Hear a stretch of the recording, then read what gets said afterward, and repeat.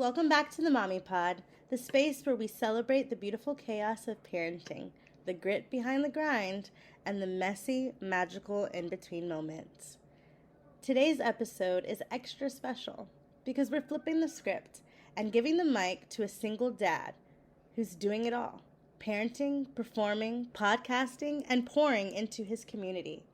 Please welcome the incredibly dynamic Willie Thornton.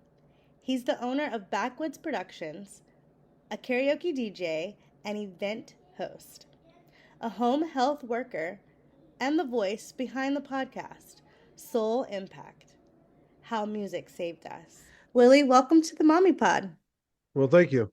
Yes, if you could just give us a little bit about yourself and tell our listeners a little bit more about your world.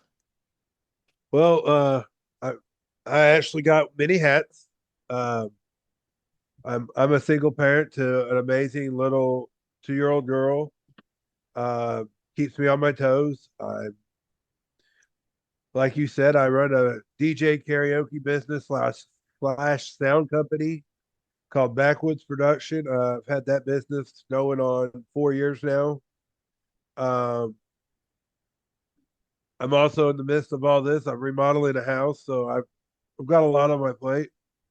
And probably within the last month and a half, I started a podcast called Soul Impact: How Music Saved Us, and that kind of thrived from, music has always been therapeutic for me, and I want to get that message out to other people, and share that message so they can see the artists are the same as everybody else. They have their struggles. They put their pants one leg at a time. Mm-hmm. Yeah, that's great. And what made you start Backwoods Productions? You said you started that 4 years ago? Well, actually, I was in a head-on collision, and I wasn't able to work. So because I would work and then I'd be a week in bed. So I needed something that, well, made me feel like I was doing something. And so I sought out and purchased my first set of PA equipment. And I used it probably for the first 2.5 years. I upgraded. Well, I'm slowly upgrading still, because originally when I got into it, it was strictly DJing. And over the last 2 years, it has become more into the running sound aspect of it. Mm. So now I've kind of ventured into upgrading equipment. That way, I have a wide range of what I can do. Like, I can put on a festival, and, well, I can run sound for the festival. I don't so much put the festivals on, but I help. I run pretty close. Um, Initially, have everything I need. Yeah, that's awesome. That's really smart. And I'm, I hate that you were in an accident, but that opened the door for you to create this company that is seems like it's doing well and it's something that you enjoy doing. Oh yeah, I've kind of always had the interest in it, but at the time I was married, and my now ex-wife, she was kind of like, "Well, we got to do something. We got to do something." And Mm. she was actually really supportive when I told her that, "Hey, this is what I want to do. I wanted to do it because I had a family friend growing up. He had a karaoke business, and he had a lot of fun with it, and I've always wanted to do it." Well, then I went to a friend of mine's wedding, and they got charged way too much money for a DJ. It was like $1,200, Mm. and I was like, it makes it hard for the working class people that can't afford $1,200. So I kind of got into it. I don't make a whole lot of money out of it. I really don't, but I make enough to get by, because I don't charge. Like, for my area, I only charge $150 for 4 hours. Wow. And if they're a veteran, I am the only locally owned DJ company in my area that offers a discount for veterans. I do $25 off, or I do a free hour, because after your first 4 hours, each hour is $25 an hour. Mm. So I kind of work with them. And then plus I use my business to give back through different events. Like, this weekend coming up, I have a big toy drive. I sponsor and I run the sound for. That's amazing. Well, you found ways to give back as well. Yeah, because when you don't, and I'm sure you can relate, when you don't have a lot of financials, especially being a single parent, you got to find other means to help the community. I mean, Yeah. Yeah. So what has your journey been like as a single parent? You said that you were married and you're divorced now, and what has that journey been like for you at becoming a single father? it's been trying because like my ex-wife did help a little bit, like, but there was issues, and I'm not getting into that because I'm not one to badmouth anyone. We both made mistakes, Mhm. and the biggest struggle is I've have to learn to rely on family more, like asking for help and saying, okay, here's where I am. Um, I have an event like this weekend coming up. I have an event on Friday, Saturday, and Sunday, and I also use my equipment on Monday nights to do a men's group at a church. Wow. So I stay pretty busy, and so I'm have to learn that it's okay to get help, ask for help, um, because honestly, within the last 2 years, uh, matter of fact, Monday will be 2 years that my ex-wife has left.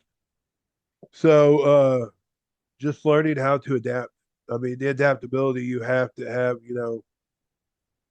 it isn't so much about structure. I'm learning that it is about adaptability because if structure's nice, and I'm not going to say don't structure disciplining, don't structure that stuff. I'm not saying that. But what I mean is like from your day to day living, you got to almost be willing to be flexible. You got to adapt to whatever comes. Right. And that's where with mine, I'm so grateful that I have family nearby that I just try to say, hey, I have a gig all weekend long. Um, can you keep Sissy for me? And have to learn to be present because like used to I'd be in my phone 24/7, and I've had to learn to be more present, take initiative. Like I let her I did construction on her room, and I actually fell through the floor and broke my arm in 4 different places back in April. Oh my gosh.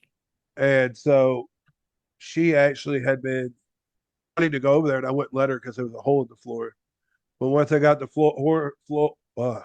plywood laid over the floor and fixed, she wanted to come help. So I let her get in there, hand me screws, once it was safe for her to be in there.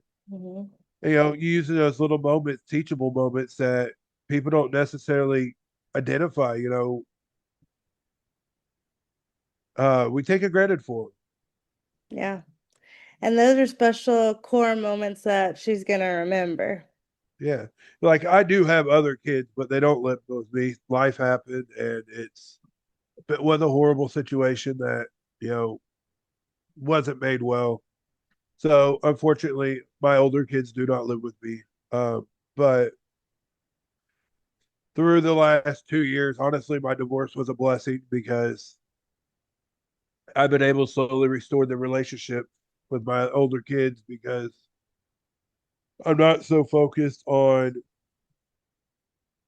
protecting my ex-wife. I know that sounds horrible, but at one point it became more about protecting my ex-wife than it did my kids. Yeah. So through my divorce, not everybody's religious, but I found religion through my divorce, and it's been a tool that's helped center me through my kids. With Cheyenne, my daughter, she she can tell when I'm having a bad day, and I make an initiative with her because like growing up, I didn't get told I love you a whole lot, and now I'll look at her and I'll be like, hey, you know what? She like what? And like I love you. So I take them little moments like that, Hmm. or because I want to break the cycle from how I was raised. Yeah. And that's good. And that's how you do it, is acknowledging that and making those steps and those little changes to break that cycle. She's lucky to have you. You What? know, in a almost this point where sometimes people get caught up in the past. You know, like with me, I had the problem real bad, like because I did lose my other kids, and I was like, man, I'm not going to be able to do this single parent thing because I don't even have my older kids. My mental health on that part was horrible because like I constantly thought I'm not going to be able to do this. Um, I'm always alone. You know, never going to find anyone. And at some point, and I can't even explain when, but the focus shifted. I mean, within the last 2 years, it was like, you know what? I'm okay with it being just being sissy. And like I said, I know not everybody's religious, but for me, I look at it as if God's going to place somebody in my life, whether I'm ready for him or not, he has a reason for everything. Definitely. Definitely. What is one of the moments that has made it all feel worth it? It seems like you're juggling a lot, you've been through a lot these years, and what is something that's really made it feel this is worth it? This. Honestly, there's been several moments. Like for me and my older kids, like they went probably a year and a half without calling me dad. So for them to start calling me dad again, that was a huge moment to be like, you know what, I'm doing something right.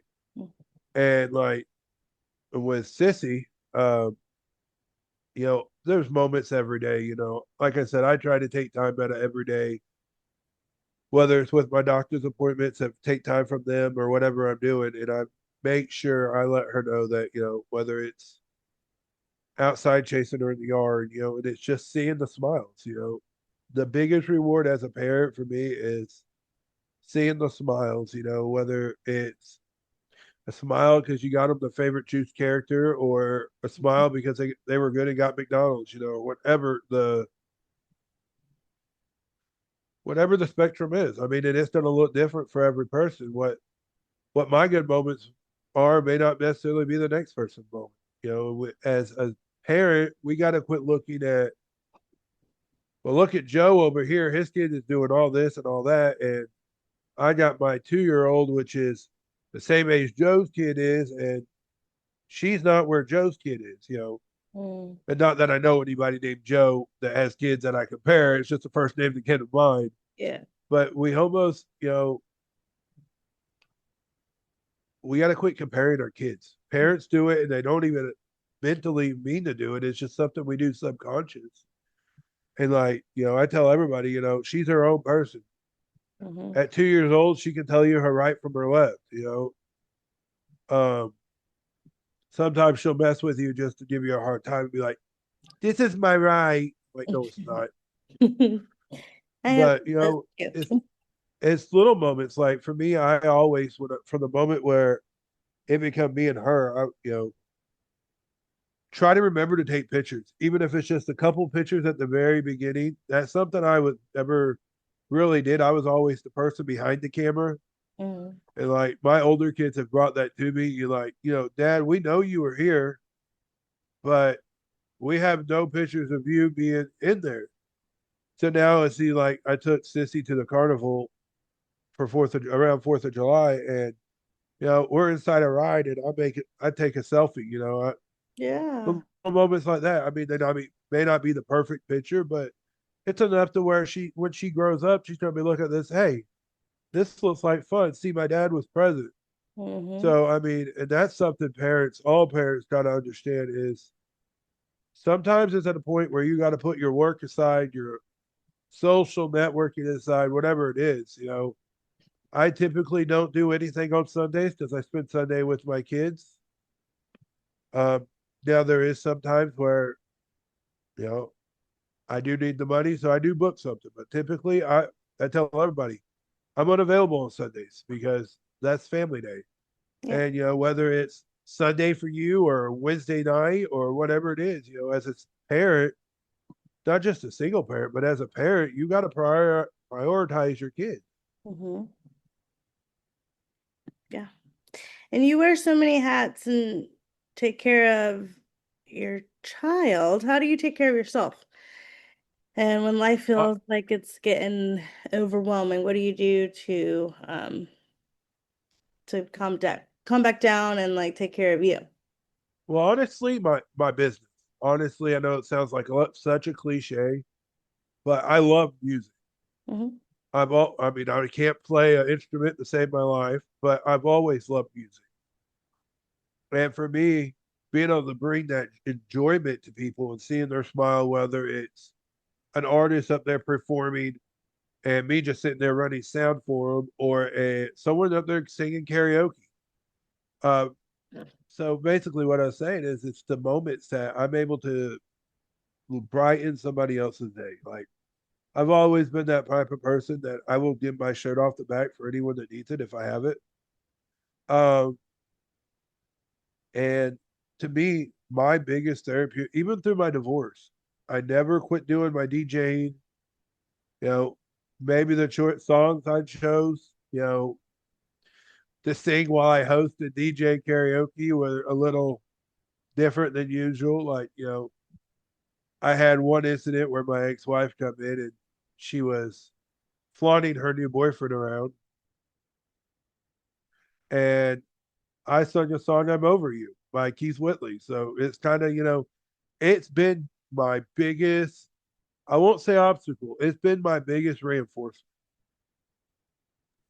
That's amazing. That's like a movie.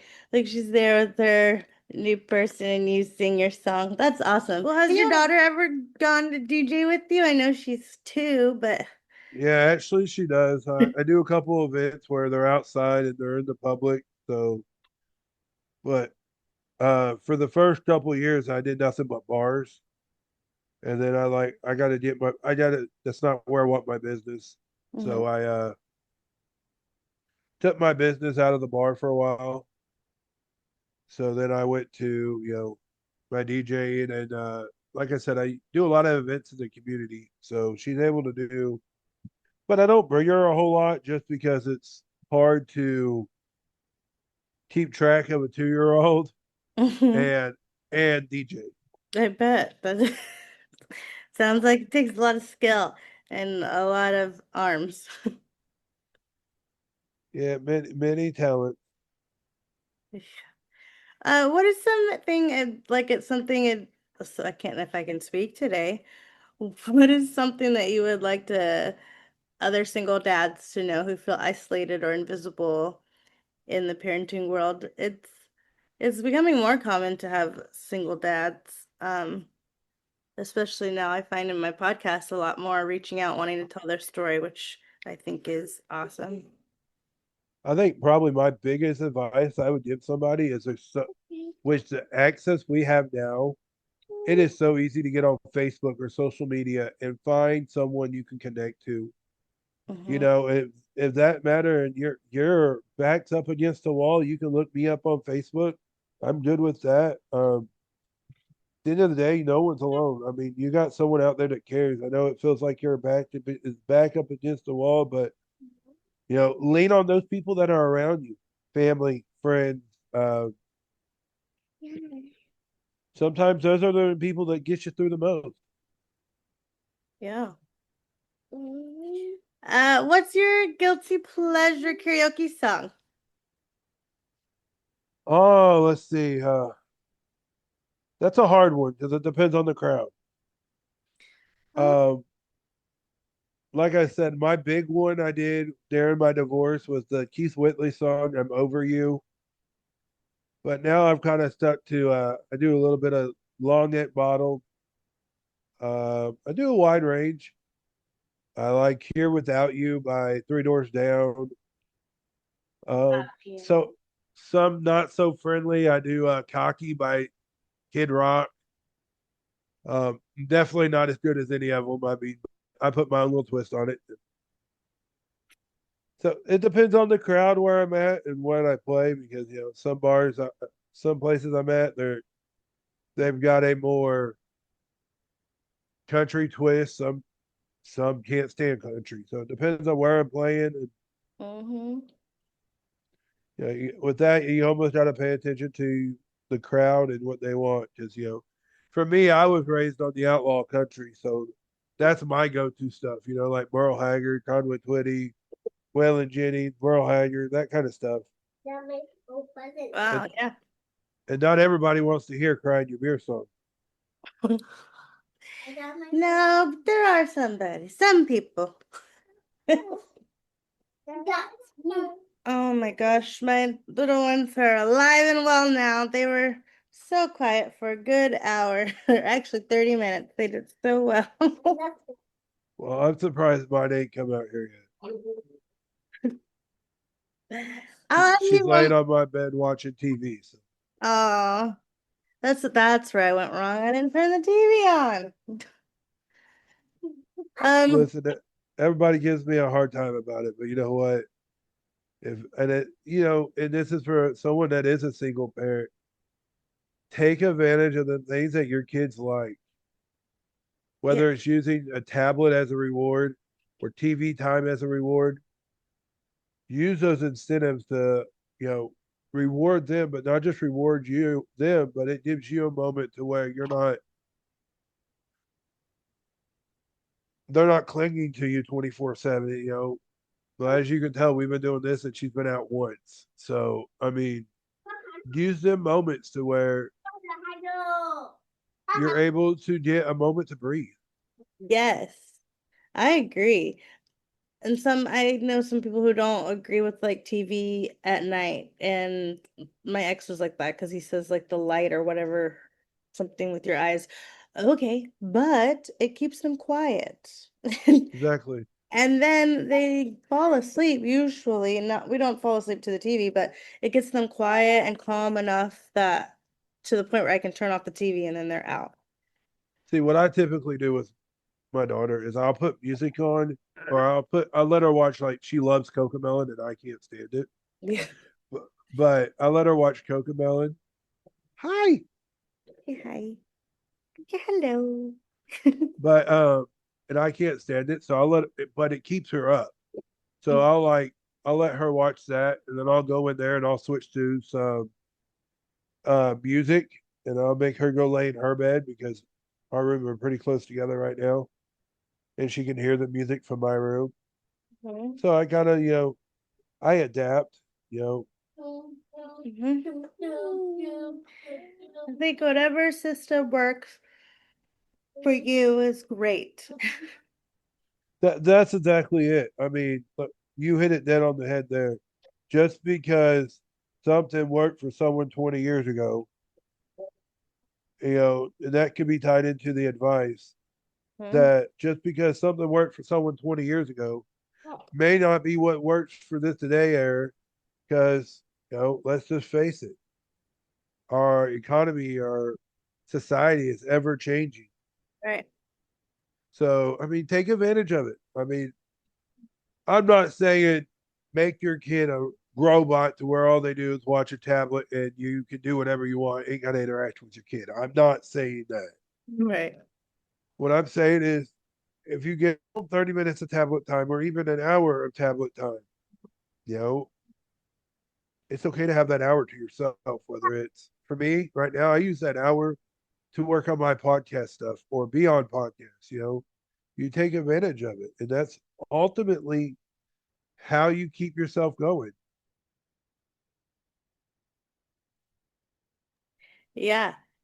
Yeah, instead of torturing yourself by like what you said, well, what worked 40 years ago is not going to work today.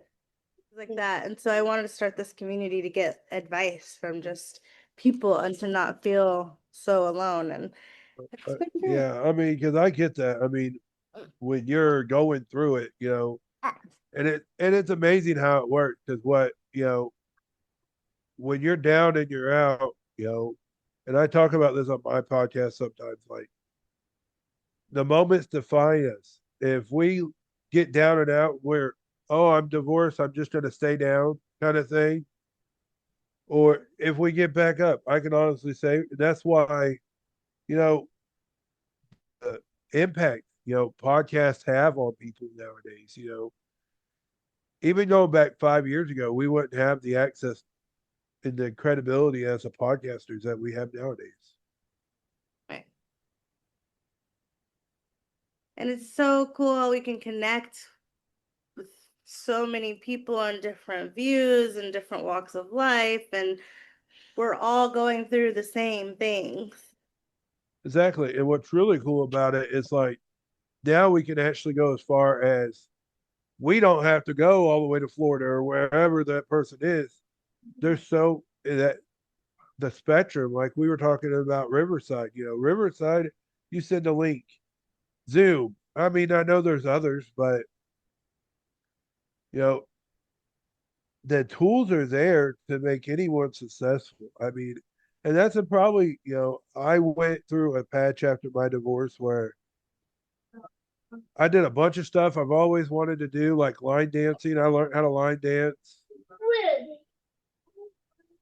I learned how to do a lot of that kind of stuff I always wanted to do.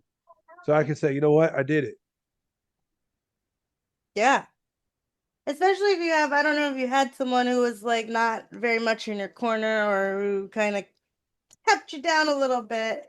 It's nice to be able to break free and do your own thing. Yeah. I mean, my biggest struggle, and like I said, I'm not going to put her down because, my daughter's in earshot and I won't do that. But the biggest struggle was she was constantly telling me it wasn't going to succeed. At the end, she's like, just give up on it. It ain't going to succeed. So now I'm like 2 years after that, I'm helping host festivals. I'm running sound for festivals. I mean, if I would have gave up when she said 3, 4 years ago, I ain't gonna lie, it ain't easy. And I probably ain't out of the red yet. And let's just be honest. By the time you upgrade equipment, buy equipment, like with my But you're podcast, doing it. At I least you're doing it. like with my podcast, I just went and bought a bunch or got a bunch of equipment. I got a sound effect board that I'm still trying to figure out how to work, Wow. and just gotta, you've got to find, like you said earlier, as a parent, you've got to find that guilty pleasure that's gonna help push you through. You know, um, for me, it's running my business wholeheartedly. I mean, I don't so much care about the advertising. I hate advertising, to be completely honest. Um, but once I'm down and I don't even necessarily mind loading and unloading the equipment. It's heavy and it sucks. But at the end of the day, I mean, I got to do that in order to do what I really love. And that's bringing music, entertaining people. If I could stand back and be like, this is perfect. But if I'm not, you got to believe in yourself, whether it's doing a podcast, whether it's being a parent, working a 9 to 5 job, whatever the situation is, you've got to believe in yourself. And sometimes I've said, does that mean I've had to stand in the bathroom, look myself in the mirror, and say, you know what, you can do this, you got this. Absolutely, I've had to, especially as a single parent. And it's harder for not to put this label on society, but it's almost harder for a single father to get help than it is a single mother these days. Mhm. I mean, I can't tell you how many times I've walked into a parent resource center and they're like, well, if you had a significant other was a female, we could be in a class, you could have a class. And then finally I found one real close to where I am that says, you know what? We have a male person. We get you established. But that just goes to show how much harder it is. And I'm not saying women don't have it hard. They have their own struggles, Yeah. but as a man, if you're struggling, as a single father, if you're struggling, don't give up. Keep digging. There's gonna be a resource out there, whether it's, I ain't gonna lie. For me, it was needing help with diapers occasionally. Mhm. So I could go take these classes and I was learning how to be a better father because there's always room to improve. Right. Whether you've been doing it 20 years or you've been doing it 2 years, you can always improve. Hmm. So I did stuff like that. So I mean, look for and don't think my family judged me hardcore. You just asked it for a handout. I said, no, I'm getting help, yes, but I'm learning stuff in the process. Yeah. Yeah, that's amazing. I need to look out for more resources for like classes and parenting classes and such. I feel like my discipline situation is getting out of hand. Yeah, listen, and that's the thing is we all are really hard on ourselves. And especially when we see our kids with grandma or grandpa or whoever it is, and they say something the first time, it's inedible. Our kids are going to be brats for us. I love mine to death. Not to say she ain't good, but she's still a little brat, and I love her. But and I'm not saying that to put Yeah. her down. But you can't fight edible when they go with grandma, even with my aunt. They're going to behave. Hmm. The moment we get home or we get back with them, it's like that spring is broke loose and they're bouncing off the wall. So I mean, and that's the thing I had to learn too is that it's okay that they behave different for this person than they do me. That's true. That's true. I get that all the time. My even their dad says we have different children. But good to know. Do you want a jelly sandwich? Okay. Okay. I think I have to get them ready for lunchtime. But I was hoping that we could karaoke. Well, I don't have the means to do that on a podcast just yet. I know that our listeners are going to get a lot out of it, and I appreciate you taking your time to talk to me Not today. a problem. Thank you for having me on. If you would share the link or whatever when you get it posted and let me know. Oh, for sure. I'll share it as soon as I. Where can we find you? Can you tell our listeners where they can find you? You can find me at on Facebook. I have a Facebook page called Soul Impact, How Music Saved Us. Um, I have my podcast is on Spotify, YouTube. You can find my business on Facebook as well, Backwoods Production. Uh, and you can look up Willie Thornton on Facebook, especially if you're a single father and you need an outreach. You know, at the end of the day, you're not alone, and I love helping people. So if you're a single father and you're at the end of your ropes, whether it's 2 o'clock in the morning and you need someone to talk to, feel free to reach out. I love that. Let's get this going. Let's build a community. Absolutely. Well, thank you so much, and I will be in touch soon. All right. Thank you. All right. Have a good day. You too.